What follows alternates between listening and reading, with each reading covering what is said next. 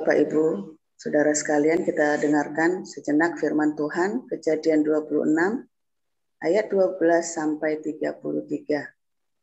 Demikian firman Tuhan. Ishak di negeri orang Filistin.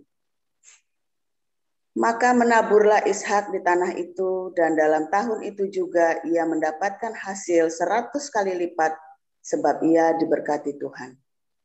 Dan orang itu menjadi kaya, bahkan kian lama kian kaya, sehingga ia menjadi sangat kaya.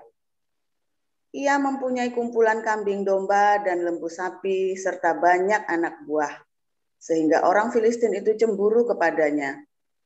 Segala sumur yang digali dalam zaman Abraham ayahnya, oleh hamba-hamba ayahnya itu, telah ditutup oleh orang Filistin dan ditimbun dengan tanah.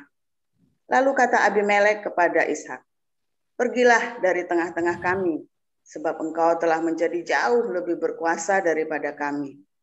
Jadi pergilah Ishak dari situ, dan berkemahlah ia di lembah Gerar, dan ia menetap di situ. Kemudian Ishak menggali kembali sumur-sumur yang digali dalam zaman Abraham, ayahnya, dan yang telah ditutup oleh orang Filistin sesudah Abraham mati. Disebutkannya lah nama sumur-sumur itu menurut nama-nama yang telah diberikan oleh ayahnya. Ketika hamba-hamba Ishak menggali di lembah itu, mereka mendapati di situ mata air yang berbual-bual airnya. Lalu bertengkarlah para gembala Gerar dengan para gembala Ishak, kata mereka, "Air ini kepunyaan kami." Dan Ishak menamai sumur itu Esek, karena mereka bertengkar dengan dia di sana. Kemudian mereka menggali sumur lain, dan mereka bertengkar juga tentang itu. Maka Ishak menamai sumur itu Sitna. Ia pindah dari situ dan menggali sumur yang lain lagi. Tetapi tentang sumur ini, mereka tidak bertengkar. Sumur ini dinamainya Rehobot. Dan ia berkata, "Sekarang Tuhan telah memberikan kelonggaran kepada kita, sehingga kita dapat beranak cucu di negeri ini." Dari situ ia pergi ke Berseba.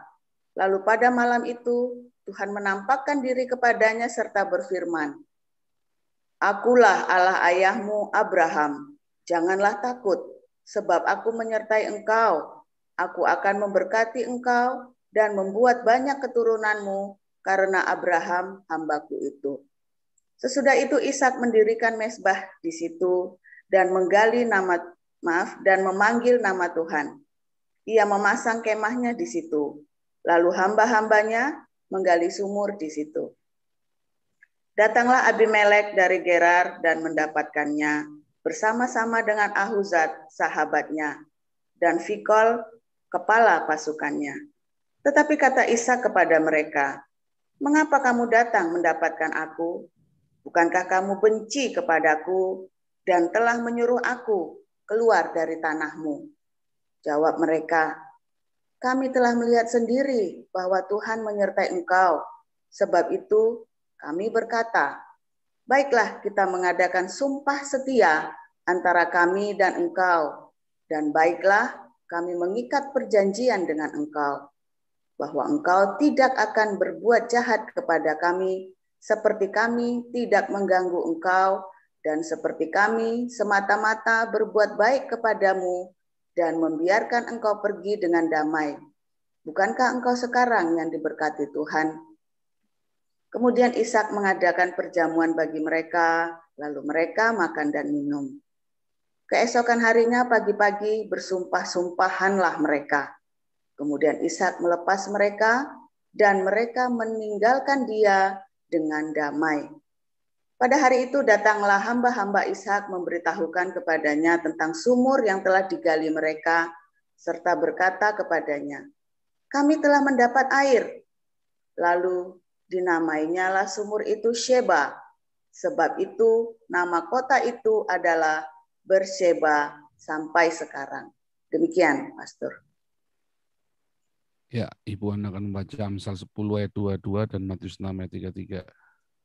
Amsal 10 ayat yang ke-22. Berkat Tuhanlah yang menjadikan kaya, susah payah tidak akan menambahinya. Matius 6 ayat yang ke Harus nempel ini. Matius 6 ayat yang ke-33. Tetapi carilah dahulu kerajaan Allah dan kebenarannya, maka semuanya itu akan ditambahkan kepadamu. Ya, haleluya. Kita tadi ada kendala dengan teknis lagi ya, karena maklum alat-alat baru begitu geser sedikit lupa settingannya awal kayak apa. Ya, demi mendapatkan pelayanan yang ini namanya bukan melayani Tuhan ya, melayani jemaat. Ya, bedakan antara melayani Tuhan dengan melayani jemaat. Nah, memang kalau kita melakukan segala sesuatu seperti melakukannya untuk Tuhan. Nah, jadi bedakan. Ini sekalian ini sebuah kenyataan. Nah, jadi kadang-kadang kita berpikir namanya melayani Tuhan itu, oh ini kita demi pelayanan kepada Tuhan. Oh salah, ini melayani jemaat. Dan setiap kita yang selalu memberikan terbaik, nah itu baru kita melayani Tuhan. Tetapi saat kita melakukannya, kita sedang melayani komunitas kita. Jadi bedakan. Dan kita jangan berdalih-dalih, lalu pagi-pagi demi melayani Tuhan dalam tanda kutip, Anda tidak kasih makan anak Anda, langsung pergi ke gereja, anak belum dikasih makan, segala macam, suami belum dikasih, ya kan, belum dimandiin, suami belum dikasih makan, anak belum dimandiin, maksudnya begitu ya, langsung nyelonong aja pergi, ya diamuk lah pulang, jangan pulang sekalian, ngamuk, bedain ya, kerjakan pekerjaan pelayananmu di rumah itu lebih penting daripada di gedung gereja, ya, itu lebih penting, jangan kau korbankan keluargamu demi komunitas, oh itu salah besar itu, sebab Tuhan percayakan suami, istri, dan anak itu kepada kita untuk kita layani. Dengan kita melayani mereka, kita melayani Tuhan. Ya, itu paling penting itu prioritas. Ya, bedakan. Nah, komunitas itu setelah kita melayani keluarga, baru kita melayani komunitas. Ya, jangan dibalik-balik. Nah, itu sama ketika kita carilah dahulu kerajaan Allah dan kebenarannya, maka semua akan tambahkan padamu. Makanya ke gereja dulu yang penting.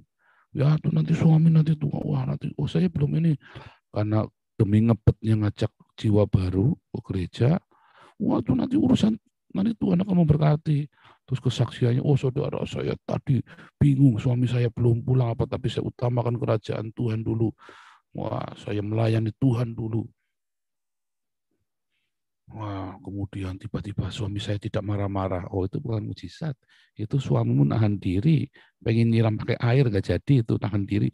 Suamimu lebih lebih diproses, lebih berbuah roh daripada kamu. Serius ya. Jangan pikir suamimu nggak sebel ketika kamu aktif di gereja loh. Sebelnya minta ampun itu. Dia mau buka lemari makanan. Duh, belum ada makanan. Terus dia lihat anak popoknya belum diganti. Wah, itu sebel banget tuh. Wah, muntap itu. Hati-hati. Itulah sebabnya dulu ketika istri saya mau ikutkan gerakan-gerakan yang aneh-aneh, red carpet apa segala macam, enggak, di rumah. Anakmu masih balita, kasih makan dulu. Oh, kasih makan dulu. Ya kan? Beresin dulu. Anak usia 0 sampai 6 tahun. Jangan sampai dia lapar, nggak diurus. Kecuali kita nggak punya duit ya, gimana lagi. Tapi kalau kita ada, jangan sampai dia jerit lapar, kita nggak ngurus. Dan saatnya jamnya dia kenyang, kita paksa dia makan. Wah, makanya anakmu nggak nurut. Begitu 0 sampai 6 tahun salah. Ya, lewat 6 sampai 12, dirinya susah. Karena ada rasa insecure dalam hati anak itu. Secara bawah sadar, dia nggak percaya sama kamu. Serius. Oh, saya kan ngalamin 0 sampai 6. Wah, saya tahu itu sebelum saya menikah. Ya, jadi 0 sampai 6 tahun anak saya ngek. Saya tahu ini apa nih. Oh, nangis pup. Sakit. Manja. Oh, saya tahu. Apa dia? Saya tahu. Dari nangis, nggak usah dia ngomong. Dia nangis apa saya bisa ngerti. Karena tak amatin. Setiap hari tak amatin. Jam berapa dia pup. Jam berapa dia tidur.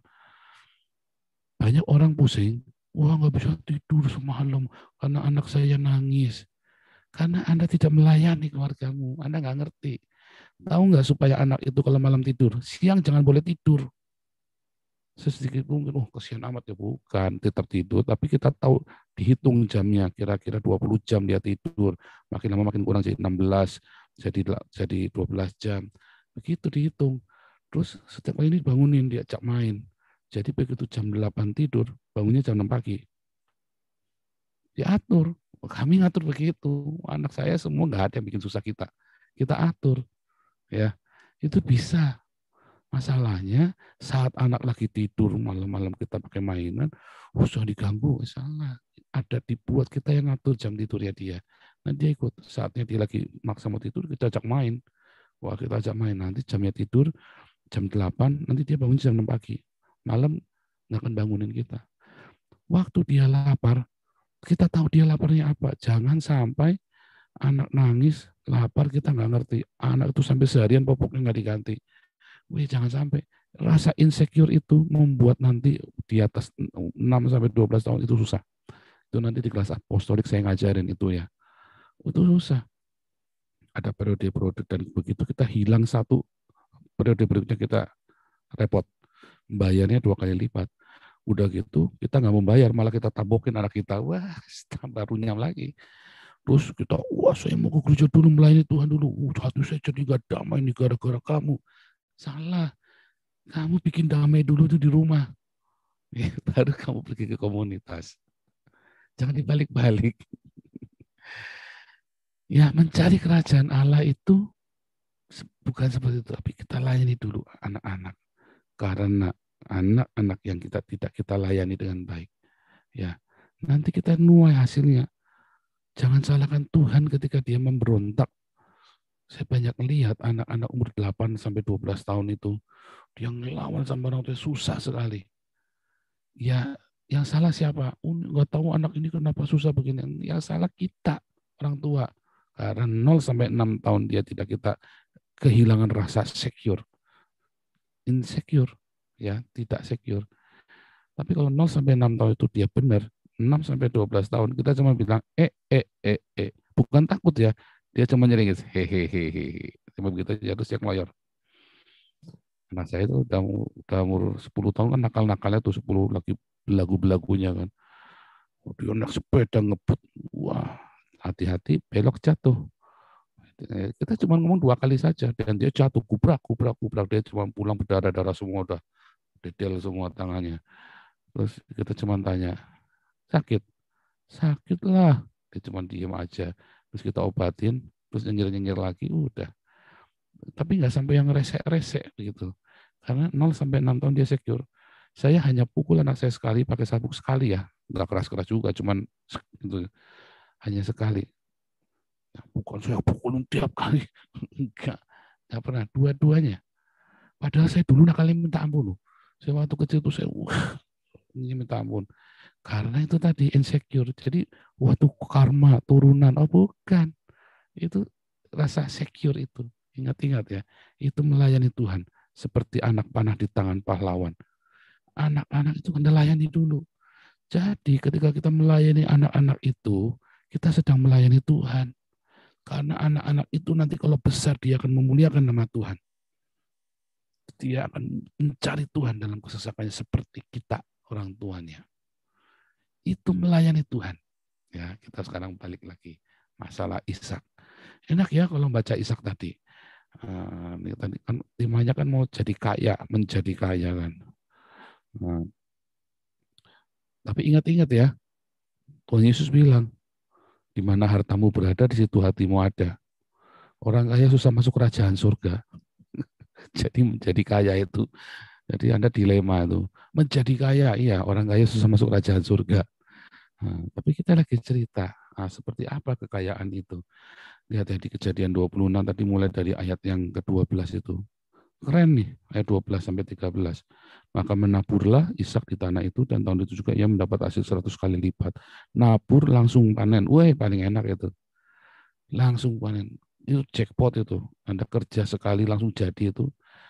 Dan ayat 13, dan orang itu menjadi kaya, bahkan kian lama kian kaya, sehingga ia menjadi sangat kaya.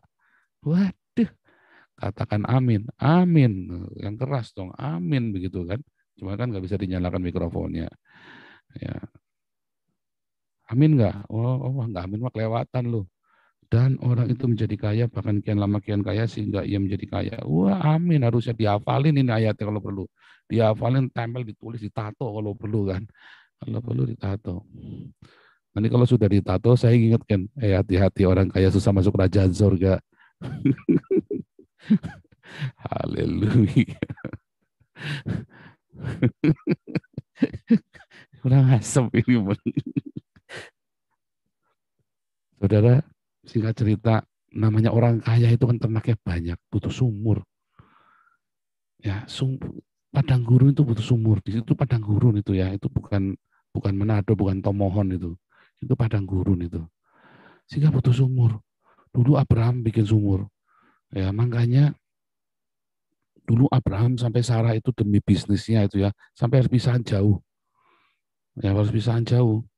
Waktu itu sudah nggak ada Hagar ya, jadi bukan karena selingkuh ya, bukan ya, tapi karena dia ada bisnis di daerah Kiryat Arba. Abraham juga ada di Beersheba juga. Maka dia harus dijaga dua-duanya. Wah, ribetnya minta ampun dulu ya, kalau punya wilayah itu ribetnya minta ampun. Dijadi satu rumputnya nggak cukup, ternaknya dipisah.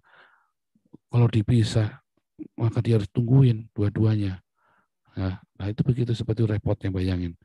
Nah, dan mereka harus punya sumur, harus gali sumur. Gali sumur itu bisa 10-20 meter. Dan kalau lihat sumurnya itu gede-gede ya, sampai dibikin tangga sampai ke bawah itu, untuk naik itu. Jadi, mereka bangun sumur. Waktu mereka bangun sumur, ya kan, terus ditinggal mati sama Abraham, karena Ishak waktu belum pengalaman juga, masih baru merintis bisnis, baru diajar-ajarin di Beersheba. Ditimbun semua sama orang Filistin. Jahat itu orang Filistin ya, jahat sekali, dia syirik pokoknya, nggak suka aja pokoknya, nggak suka aja ngeliat orang seneng. Ya, dulu kami punya pohon mangga apa saya lupa namanya ya, yang enak sekali itu ya, kayak arum manis tetapi nggak seperti arum manis, itu enak banget.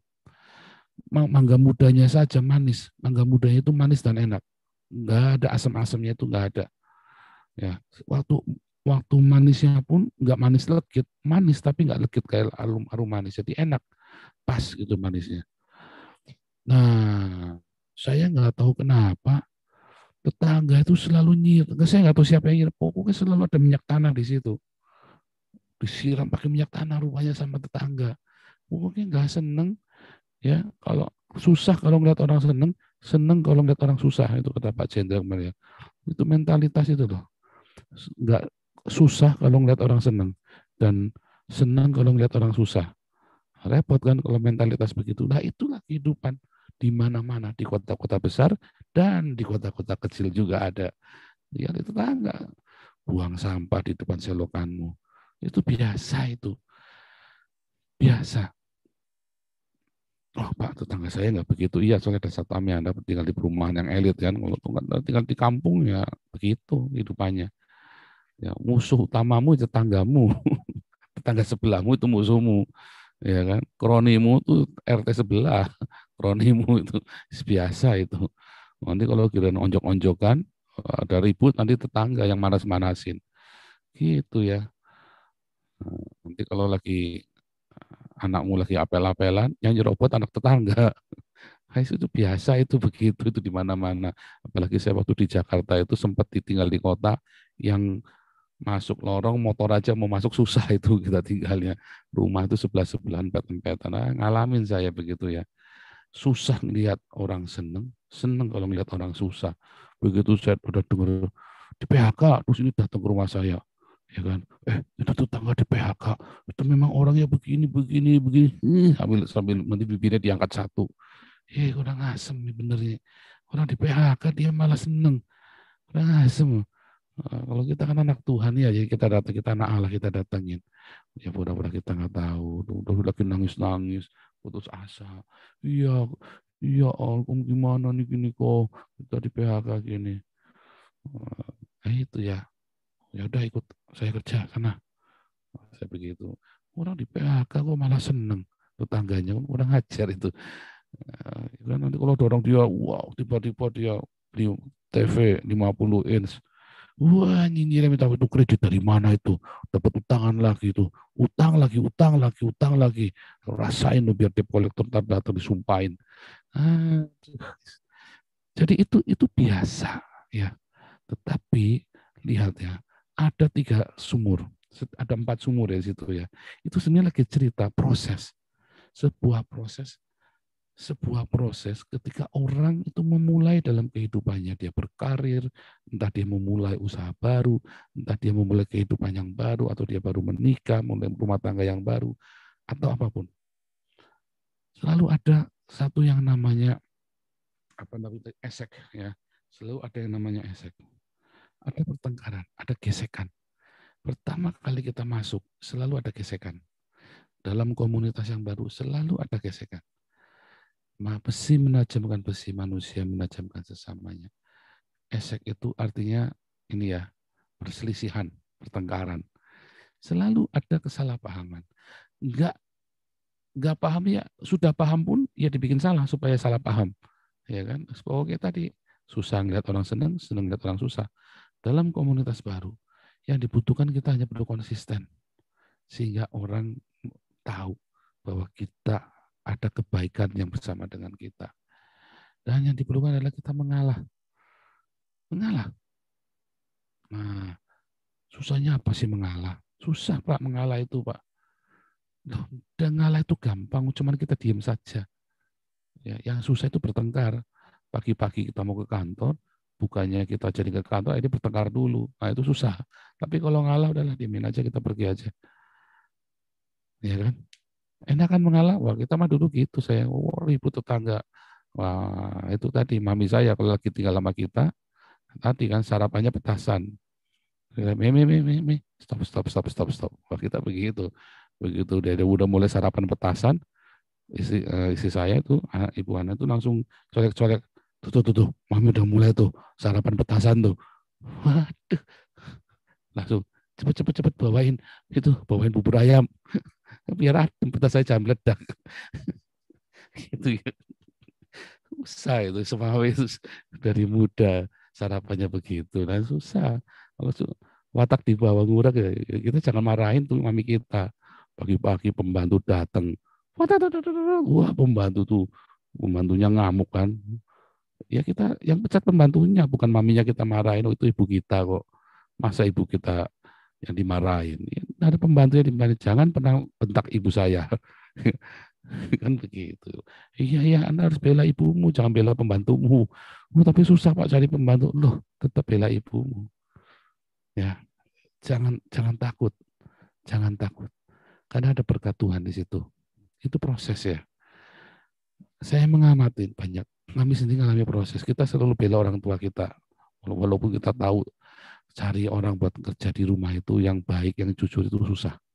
Ya, makanya kita selalu bilang, kalau ada orang masuk kerja, ya mami saya kalau pagi makan petasan, siap-siap. Apa itu Pak? Aduh nanti kamu, saya ajarin dia, kamu tahu apa? Ini sih saya ketawa karena dia ngalami sendiri. Serem saudaraku, kasih tahu dulu. Tapi kita harus bela ibu kita, sayangi ya. Jangan belain pembantu. Itu pertengkaran. Proses. Sampai akhirnya gesekan itu membuat kita rendah hati. Balik lagi rendah hati. Rendah hati. Serius. Waduh. Tadi Amsal 10 ayat 22 bilang, berkat Tuhanlah yang jadikan kaya. Ya. Diawali dari kerendahan hati. Dulu kita belajar Mazmur 37 ayat 11 ya. Orang yang rendah hati mewarisi negeri. Lagi gesekan, tetap rendah hati. Ya, jangan kamu makan petasan, saya makannya nanti ganti mercon pantingan. Jangan. Ganti ya. Terus ngalah. Ishak ngalah, dia pergi. Tinggal pergi. Dia gali lagi sumur. Gegeran lagi di situ. Kali namanya kasih nama Sitna. Kata Sitna itu dari huruf yang sama dengan setan. Satana ya. Sitna itu dari kata satana. Atau apa? Musuh yang besar. Atau si penggoda atau orang-orang jahat, orang-orang jahat, ada aja fitnahan, ada saja yang masalah di tempat kerja itu. Dan saudara tahu nggak tadi yang namanya pertengkaran, yang namanya fitnah, itu terjadi nggak sekali dua kali, bolak-balik sampai lulus, sampai kita responnya benar. Jadi kalau Anda hidupnya selalu hidup dengan fitnah kayak saya, berarti responnya sebelumnya masih kurang pas. Atau lihat fitnahnya naik kelas enggak. Kalau nggak naik kelas berarti kita ngulangin lagi dari awal. Itu memang cara Tuhan supaya karakter kita sama dengan Kristus. Ya, si setan itu memang setannya ya kita. Setannya kita. Bukan orang. Orang-orang itu kan hanya ya itu hanya alat saja. Kita, setannya kita, sampai setan itu keluar dari hidup kita. Jangan kau pikir fitnah atau aniaya itu membuat kita itu menjadi orang baik, bukan. Persoalan fitnah aniaya semua itu membuat manusia asli kita keluar, setannya keluar dari hidup kita. Baru kalau kita sudah ngaku sama Tuhan, merendahkan diri, ya nggak tersinggungan, difitnah ya kita diam, kita langsung cari tahu, introspeksi dulu, mungkin memang kita salah ya, tetapi kalau memang kita nggak salah, sebentar, kadang-kadang kita geeran, aku difitnah nih, padahal kita salah, itu namanya bukan fitnah, bukan fitnah, namanya kita nggak tahu diri, sudah salah nyalain orang lain, nah, itu namanya nggak tahu diri. Tapi kalau yang namanya fitnah, kita sudah introspeksi nih, aku yakin aku nggak salah kok. Nah ya sudah, kalau kita apalagi kalau salah kita diam, kalau nggak salah kita diam, apalagi kalau salah ya introspeksi dirubah. Jangan aku difitnah ini, jangan. Itu bukan fitnah itu. Kalau memang kita salah terus ada orang ngomongin kita, ya kita introspeksi. Tetapi mungkin memang kita benar-benar nggak salah. Ya, wah itu setan-setan itu keluar semua. Setannya siapa ya kita, bukan mereka. Setannya ada di hidup kita dicabut keluar sama Tuhan, ditunjuk tuh kan setan kan. Begitu kita ngaco, habis difitnah mukanya kita merah meredam, wah kayak orang bebelen gitu kan. Nah itu kan setan itu. Anda ngaco lagi difitnah. Kalau Anda tersenyum, wah itu malaikat. Kalau Anda marah-marah, wah itu kan bebelen gitu. Tahu bebelen ya? Wah, itu setan tuh. Ya, jadi kalau Anda lagi difitnah, Anda langsung lihat kaca.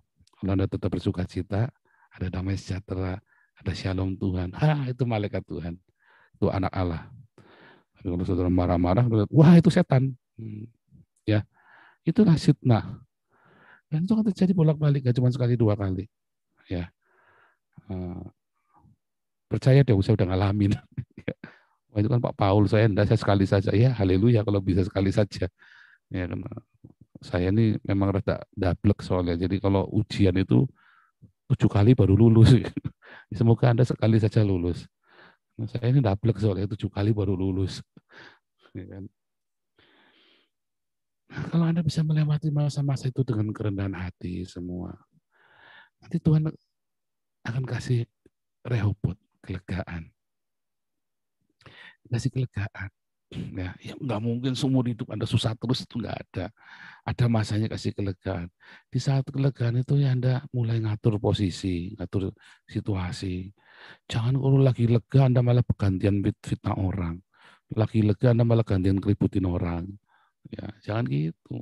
Mami saya gitu, kalau dia lagi lega, dia lagi difitnah orang, wow. Begitu dia lagi lega semua, aman semua, dia jadi biang kerok gantian. Waduh, sampai repot memang. Nah, gimana? Ini mami lagi gatel nih. Kalau dengar dia ngekek dia ketawa, nggak marah dia ketawa dia kalau ceritain. Nurun ke anak ya soalnya sama nggak beda. Haleluya pokoknya. Lagi lega kita nikmati, kita uji sama Tuhan. Tuhan, terima kasih.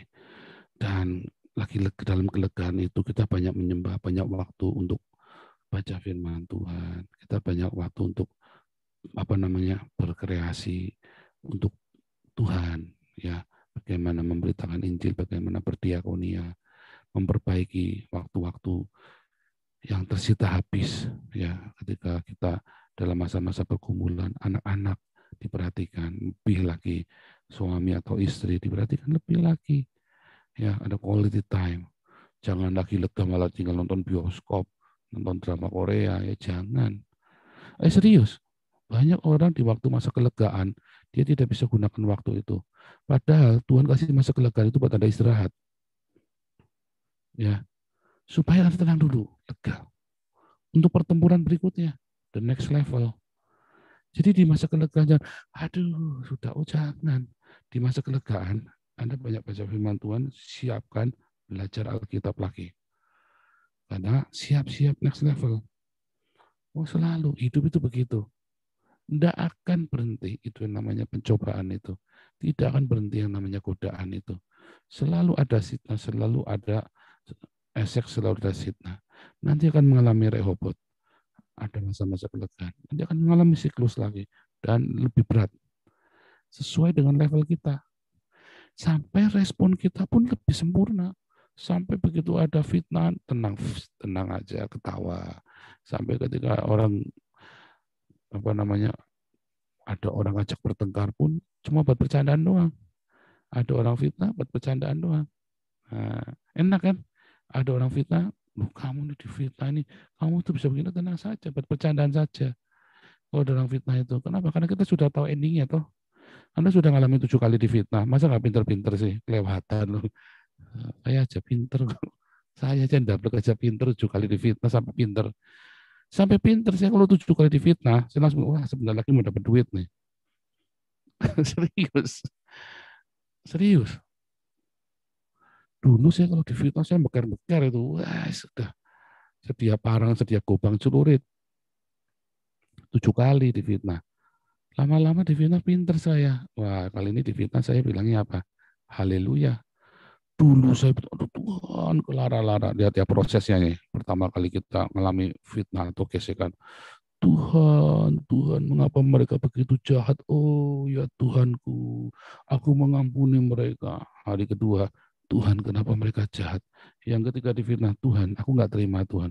Yang keempat kita labrak orangnya. Kelima kita cekikiran. Yang keenam kalau perlu sak jenderal, polisi, jin, tomang semua keluar semua.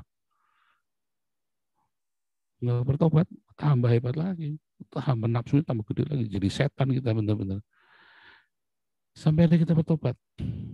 Nanti kena aduh Tuhan lagi. Yang ketujuh, akhirnya lama-lama kita tahu. Akhirnya kita cuma ketawa ketika orang difitnah. Kalau mau berubah. Begitu difitnah kita tahu habis difitnah ada berkat.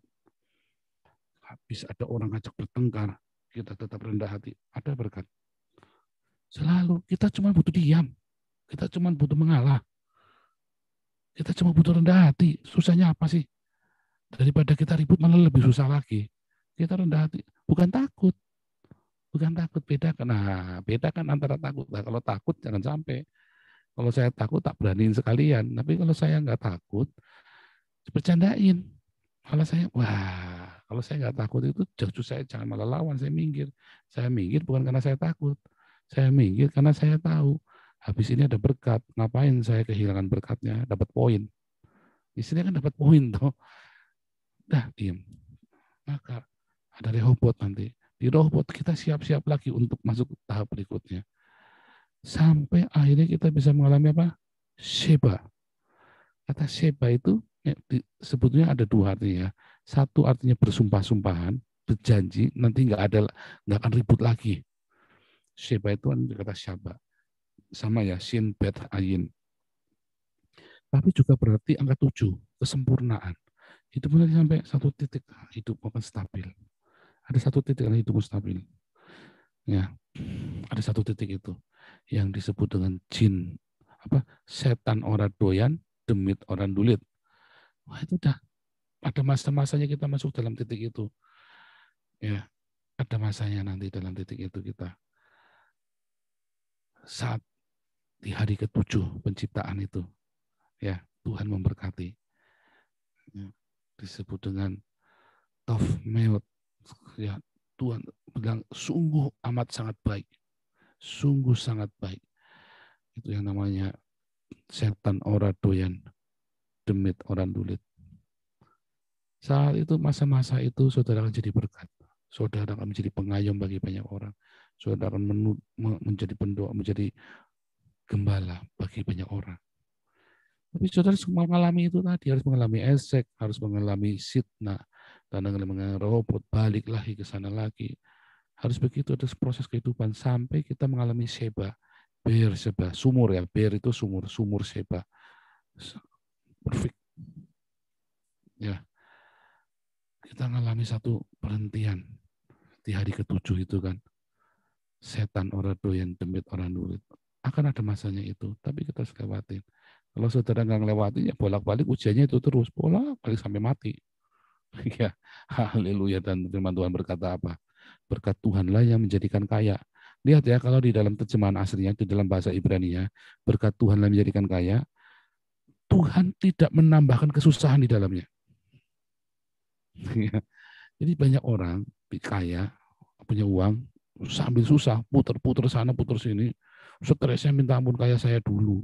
Wah, jangan mau kaya, cuman pengen, aduh, saya muterin uang miliaran pun, ya, nggak ada satu tetes pun yang saya rasakan. Karena itu tadi, bukan dengan berkat Tuhan, tapi dengan kekuatan sendiri.